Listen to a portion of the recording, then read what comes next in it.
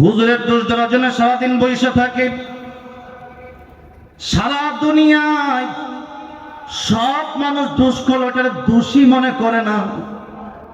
সাকিব খানের এত বাচ্চার এত বউ, কত বউ তার হিসাব নাই। এতদিন কইতো বাবা তোর দরবারে কেউ ফিরে না খালি হাতে, এখন কই সাকিবের তোর দরবারে কেউ ফিরে না খালি পেটে। ওই সাকিবের বিয়ে হয়েছে কবে আর বাচ্চা হইল কবে ওইটা কেউ খোঁজ খবর নিল না। কিন্তু আল্লামা মামুনুল হক যখন তার বৈধ স্ত্রীকে নিয়ে এক জায়গায় গেল, সেখানে জালিমের বাচ্চার আল্লামা মামুনুল হকের বিরুদ্ধে লেগে গেছে, ঠিক না বেঠে? আজকে যারা আলেমদের বিরোধিতা করলো, আজকে তারা শান্তিতে নাই। খাসিরাত দুনিয়া ওয়াল আখিরাত। নবী বলেন ফাতাহলিক, ধ্বংস হয়ে যাবা। এই জন্য আলেমের বিরোধিতা করবা না, আলেমের বিরোধিতা করবা না। কয়েকদিন আগে একজন বক্তাকে দেখলাম, বক্তার গায়ে হাত তুললো কমিটি। এই অবস্থা যদি আগামীতে থাকে, এটার প্রচলন যদি শুরু হয়, আগামী দিনের অবস্থানটা কি হবে? এখন তারা বলছে বক্তা ৬০,০০০ টাকা নেবে। তো আপনি বললেন কেন আপনি ৬০,০০০ দেবেন? ইয়া আইয়ুহাল্লাযীনা আমানু আউফু বিল উকুদ, এটা চুক্তি করছেন, এটা পূরণ করেন। এখন বক্তারা যদি আপনি বলতেন না আমরা ৬০,০০০ দেব না, আমরা ৬০০০ দেব, তাইলে তো হয়তো বক্তা যেত না। আমি মাগরিবের আগে ওয়াজ করে আসছি ওই টঙ্গী গাজীপুর কেন্দ্রীয় ঈদগাহ ময়দানে। মাগরিবের পরে আমি একটা টাকাও সেখান থেকে নেই না, ওটা দিয়ে আসছি। এই মাহফিলে আসছি, হুজুর বলতে পারবে ১ টাকা আমার আগে দিচ্ছেন? ১ টাকাও তো নেই নাই, বইলেই তো আসছি। তো এখন যদি আপনারা বলতেন যে হুজুর আপনারা ৬০,০০০ দেব না, আপনারা ৫,০০০ দেব, হুজুর হয়তো যাইতোই না। মেহমান নিয়ে অপমান করার তো কোনো মানে হয় না। এই জন্য না পারলে নাই, আলেমদেরকে দাওয়াত দিয়ে অপমান করবেন না। আমার মুসলমান ভাইরা, আমার মুরব্বী বাবাজিরা, কিয়ামতের ময়দানে আলেমদেরকে যারা ভালোবাসবে, আল্লাহ তাদেরকে ভালোবাসবেন। আলেমদেরকে যদি মুহাব্বত না করতে পারেন, আপনি মনে করে নিবেন আপনার ভিতরে নাফাকি আছে, আপনার ভিতরে মুনাফিকি আছে। আর মুনাফিক যারা হবে, কিয়ামতের ময়দানে আল্লাহ রাব্বুল আলামিন বললেন ইন্নাল মুনাফিকিনা ফিদ দারকিল আসফালি মিনান নার। ওগো নবীজি, কিয়ামতের ময়দানে এই মুনাফিকরা থাকবে জাহান্নামের সবচেয়ে তলদেশে, সবচেয়ে নিকৃষ্ট আযাব তাদের হবে। নাউযুবিল্লাহ বলেন। আর ওয়ালান তাজিদ লাহুম নাসীরা, কোন সাহায্যকারী তার ব্যাপারে আপনি খুঁজে পাবেন না। এমনকি নবী নিজেও যদি কিয়ামতের মধ্যে তার ব্যাপারে সুপারিশ করে, আল্লাহ সুপারিশ মঞ্জুর করবে না মুনাফিকের ব্যাপারে। এবার আসেন আল্লাহ নবীর বিরোধিতা যারা করলো, আল্লাহ বললেন ওগো নবী, আপনার বিরোধিতা যারা করবে এরাই ধ্বংস হবে। কারণ এই তামাম পৃথিবীর আকাশ জমিনের একচ্ছত্র মালিকানা কার? জোরে বলেন কার? তাবারাকাল্লাযী বিয়াদিহিল মুলক ওয়া হুয়া আলা কুল্লি শাইইন কাদির।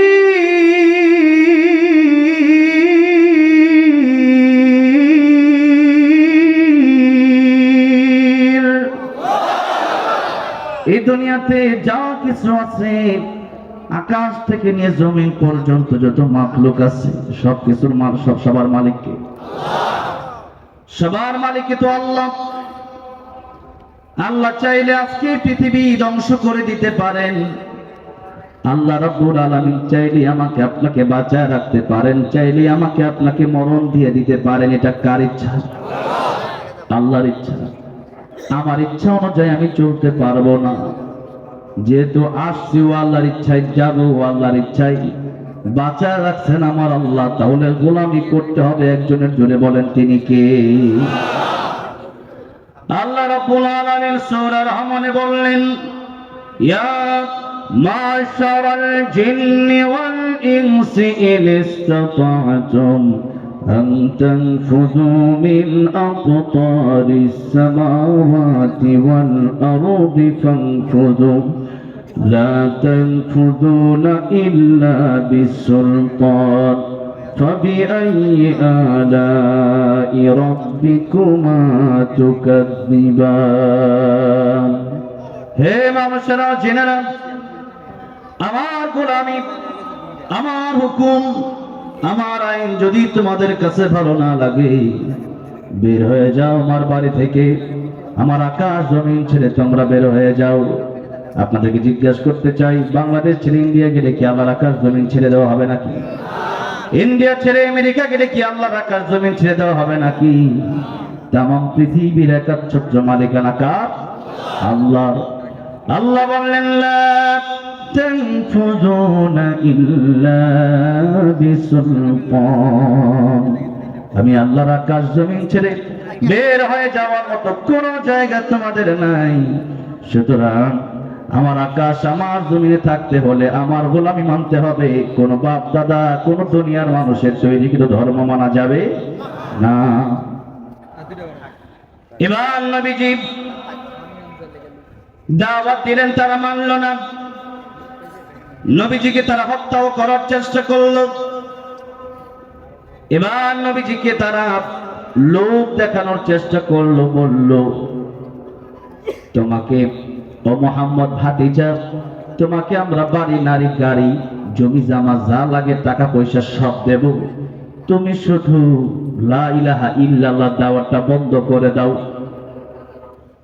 নবীজি বললেন না এটা হতে পারে না তারা আরেকটা প্রস্তাব দিল যে ঠিক আছে আরেকটা প্রস্তাব আমরা তোমাকে দেই ওই প্রস্তাব হলো ধর্ম যার যার উৎসব সবার এটা একটা প্রস্তাব তখনই আবু জাহেল আবু লাহাবরা দিয়েছিল তার মানে এটা বর্তমান যুগের কোন কবির কথা না ধর্ম যার যার উৎসব সবার এটা হলো আবু জাহেল আবু লাহাববার কথা ঠিক না বেঠে বর্তমানেও যারা বলে ধর্ম যার যার উৎসব সবার এরা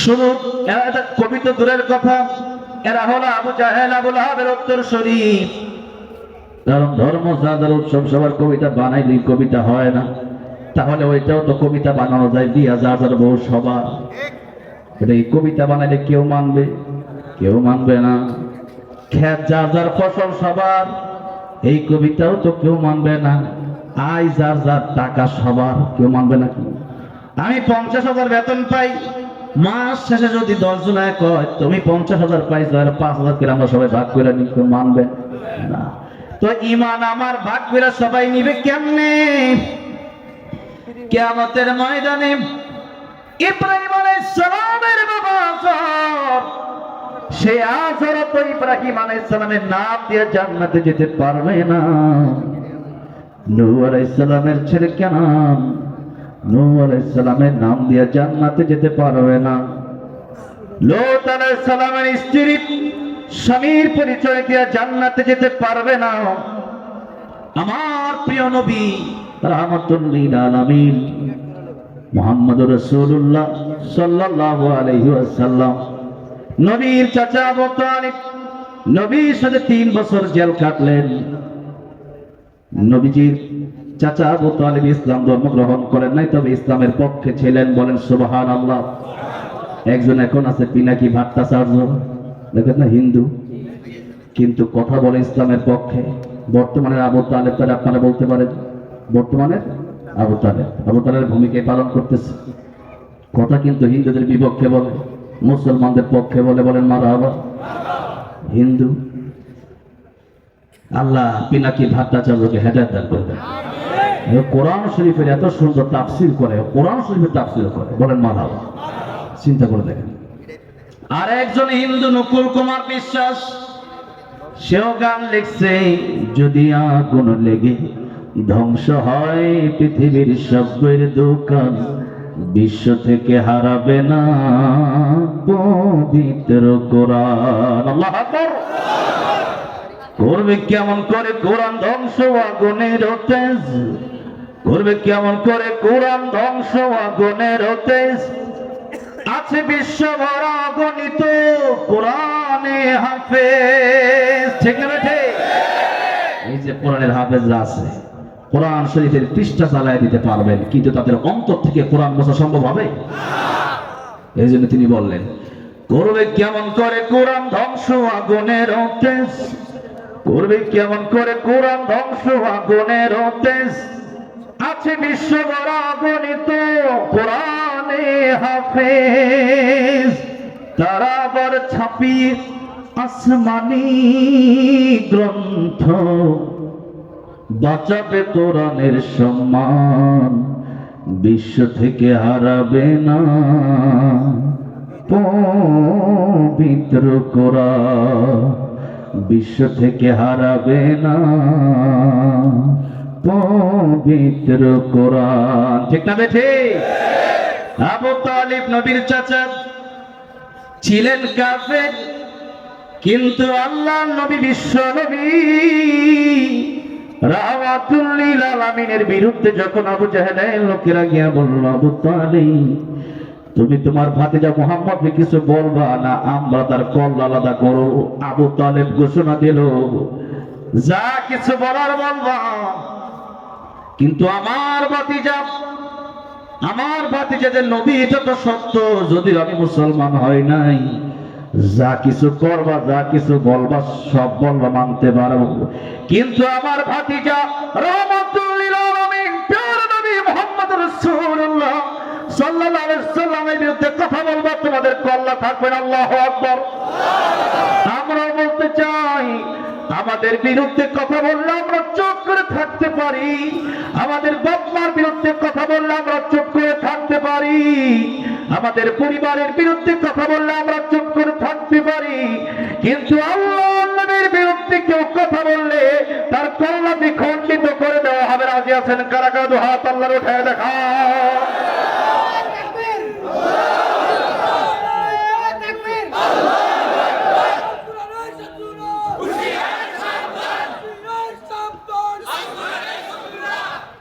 নবী বলেন, লা ইউমিনু আহাদুকুম হাত্তা আকুনা হাত্তা ইলাইহি বিওয়ালিদিহি ওয়া ওয়ালাদিহি ওয়ান নাসি আজমাইন। আমার যে ব্যক্তি তার জীবনের চাইতে, তার মায়ের চাইতে, বাপের চাইতে, সন্তানের চাইতে, তাম পৃথিবীর সব চাইতে বেশি ভালোটা বাঁচতে পারবে, পরিপূর্ণ ঈমানদার হতে পারবে না, আল্লাহ রাব্বুল আলামিন সূরা মায়েদায় বললেন, ইন্নামা ওয়ালিয়ুকুমুল্লাহু ওয়া রাসূলুহু ওয়াল্লাযীনা আমানু আল্লাযীনা ইউকিমুনাস সালাতা ওয়া ইউতুনাজ যাকাতা ওয়া হুম রাকিউন। বন্ধু হবে তোমাদের তিনজন। এক নম্বরে তোমাদের বন্ধু হব আমি আল্লাহ, দুই নম্বরে তোমাদের বন্ধু হবে আমার রাসূল। কিয়ামতের ময়দানে নবীর সুপারিশের প্রয়োজন আছে না নাই? এই জন্যই তো আল্লাহ বললেন, ওয়ামা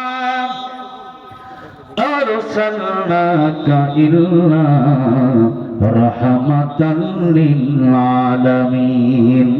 রাহমাতুল লিল আলামিন নবী কোরআনে প্রমাণ,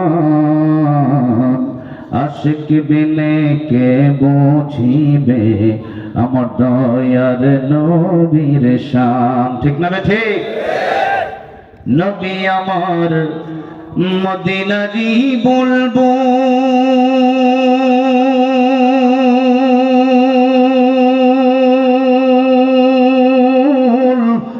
আমার আল্লাহ ভালোবেসে নামটি দিলেন হাবিবে রাসূল। আল্লাহু আকবার। নবী আমার মদিনারি বুলবুল,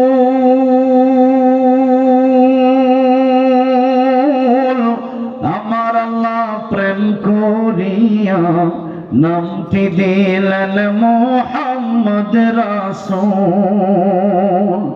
ওই নবীকে ভুল বুঝিলে,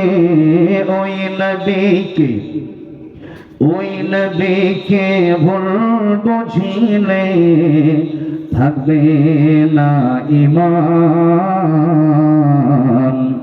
উম্মত বিনে কে বুঝিবে আমার দয়ার নবীর শান। পড়েন সাল্লাল্লাহু আলাইহি ওয়াসাল্লাম। আমার ভাইরা, আমার মুরব্বী ওয়াজিরা, আল্লাহর পয়গম্বর বিশ্ব নবী মুহাম্মদুর রাসূলুল্লাহ সাল্লাল্লাহু আলাইহি ওয়াসাল্লামের চাচা আবু তালিব নবীর এত ভালোবাসলেন, এরপরেও বলেন তো কিয়ামতের ময়দানে আবু তালিব নবীর পরিচয় দিয়ে জান্নাতে যেতে পারবে নাকি? ঈমান যদি কারো না থাকে, ঈমান যদি হারা হয়ে কবরে যান, ওই কবরে আযাব শুরু হয়ে যাবে। এই আযাব আর শেষ হওয়ার মতো কোনো সুযোগ নাই। আর ঈমান যদি আপনার থাকে, গুনাহ যদিও থাকে, সর্বশেষে যে ব্যক্তিটা জান্নাতে যাবে তার ঈমান সবচাইতে কম ছিল দুনিয়ায়, যারা পরিমাণ ঈমান যার ছিল, নেক আমল একেবারেই নাই, কিন্তু ঈমানের একটু ছোঁয়া ছিল তার ভেতরে। এই ব্যক্তিটাকেও আমার আল্লাহ যখন জান্নাতে দিবেন, এই বান্দাকে জাহান্নাম থেকে বের করার পরে বান্দা আল্লাহকে ডাক দিয়ে বলবে, আল্লাহ, অনেক লম্বা ঘটনা, আমি অল্প কথা বলে শেষ করছি। বলবে, আয় আল্লাহ তাআলা, আমার তুমি জান্নাতের বারান্দা একটু জায়গা দাও। আমি তো জাহান্নাম থেকে বের হয়েছি, জান্নাত আর জাহান্নামের মাঝখানে একটা জায়গা আছে আরাফ। আয় আল্লাহ রাব্বুল আলামিন, জান্নাতে ঢুকবো আবার বের হয়ে যাব। আল্লাহ বলেন, ঠিক আছে দিলাম। এরপরে তারা জান্নাতের ভিতরে দেওয়া হলে বলবে, আল্লাহ, জান্নাতের ভিতরে ঢুকছি আর বেরোতে মন চায় না, এত সুন্দর জান্নাত, তুমি কি দয়া মায়া করে আমার জান্নাতটা একবার দিতে পারো না? আল্লাহ বলবেন, বান্দারে, দুনিয়াতে যত ঈমানদার ছিল, জাহান্নামের ভিতরে কোটি কোটি ঈমানদার ছিল, সব ঈমানদারকে আমি আল্লাহ ইতিপূর্বে জান্নাত দিয়া দিছি, কেউ বাকি নাই, তুই বাকি ছিলি। এখন আমি আল্লাহ রাব্বুল আলামিন তোরেও জান্নাতে ঢোকাইলাম বের করার জন্য না। দুনিয়াটা যত বড়, তার চেয়ে 10 গুণ বড় একটা জান্নাত আমি আল্লাহ রাব্বুল আলামিন তোরে একাই দিয়ে দিলাম। ঈমানের পাওয়ার কত! কিন্তু মুসলমান ঈমান নিয়ে কোনো গবেষণা করে না। ঈমান কারে বলে ওইটাও মুসলমান জানে না। ঈমান যে আপনি যে ঈমানদার, আপনি যে মুমিন বান্দা, এটা আপনি তো জানেনই না। আপনি কোন আমি ঈমানদার, তো ঈমানদার হওয়ার শর্ত কিন্তু আপনি জিজ্ঞেস করলে আপনি বলতে পারবেন না। আপনি ঈমানদার, আপনি কোরআন পড়তে পারেন না। আপনি ঈমানদার, আপনি নামাজ পড়েন না। আপনি ঈমানদার, আপনার সন্তানকে ডক্টর, ইঞ্জিনিয়ার, ব্যারিস্টার বানানোর জন্য বড় পাগল। আপনি আপনার সন্তানকে ডক্টর, ইঞ্জিনিয়ার, ব্যারিস্টার, উকিল বানান, তাতে কোনো আফসোস নাই, তাতে কোনো সমস্যা নাই। কিন্তু মুসলমান হিসাবে, ঈমানদার হিসাবে আপনার সন্তানকে প্রথমত আল্লাহর কোরআনের শিক্ষা দেওয়া দরকার আছে না নাই? ও মুসলমান, আজকে 95% মুসলমান দেশে, 95% মুসলমান দেশে থাকার পরেও সংসদে ইসলাম নাই, বাড়িতে ইসলাম নাই, ঘরে ইসলাম নাই, বাজারে ইসলাম নাই। একজন আলেম হিন্দু থেকে মুসলিম হয়েছেন, অনেক বড় একজন আলেম, তিনি বলেছেন, আমি কোরআন পড়ে বুঝার পরে ইসলাম ধর্ম গ্রহণ করেছি, কিন্তু কোরআনে যে ইসলাম আছে আর বাস্তবিক মুসলমানের সাথে যে ইসলাম আছে এটার কোনো মিল নাই।